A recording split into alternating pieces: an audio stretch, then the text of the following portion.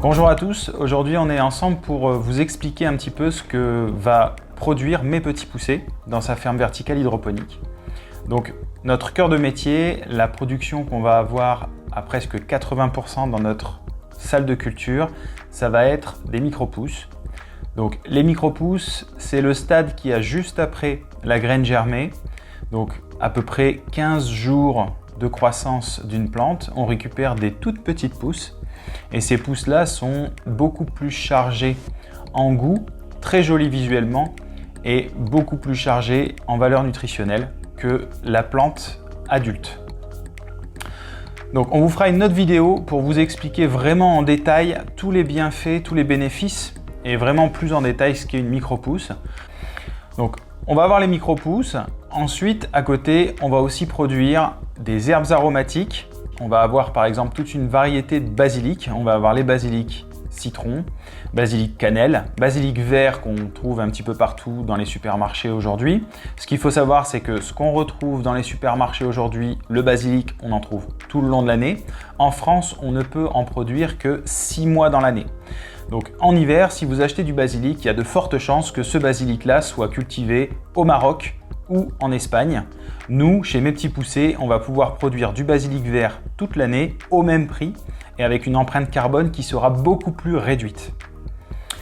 On va produire aussi d'autres types d'herbes aromatiques, plutôt destinées à notre clientèle au niveau des chefs restaurateurs. On aura aussi ce genre d'herbes aromatiques qu'on va pouvoir proposer à nos clients particuliers. Ce sera un petit peu plus rare. Donc on va par exemple proposer de la feuille d'huître, donc Mortantia maritima. C'est une feuille en fait qui a un goût très iodé, donc très prononcé, et on a vraiment l'impression de manger une huître quand on mange ce type de feuille. On va faire aussi de la sauge ananas, on va faire de l'ail des ours. Donc on va essayer de produire ce genre d'herbes aromatiques tout le long de l'année à destination des chefs et aussi des particuliers. Derrière ça, on va avoir aussi une gamme de fleurs comestibles. Donc sur les fleurs comestibles, on va avoir par exemple des fleurs de pensée, on va avoir de l'oxalis, on va avoir de la capucine.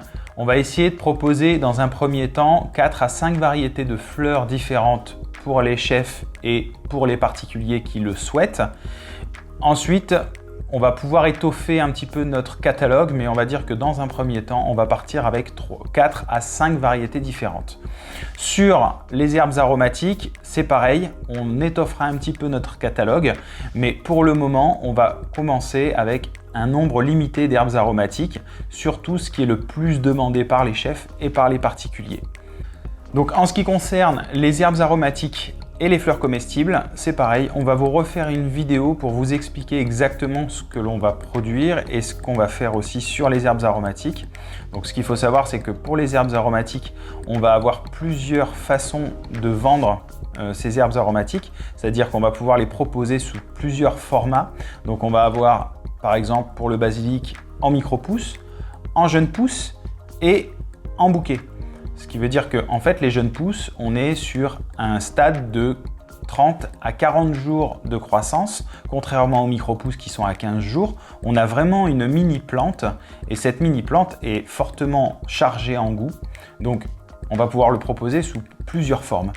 Merci à tous d'avoir suivi cette vidéo. Je vous invite vraiment à partager un maximum, à vous abonner. Si vous n'êtes pas déjà abonné, n'hésitez pas, on est présent un peu partout, Instagram, Facebook.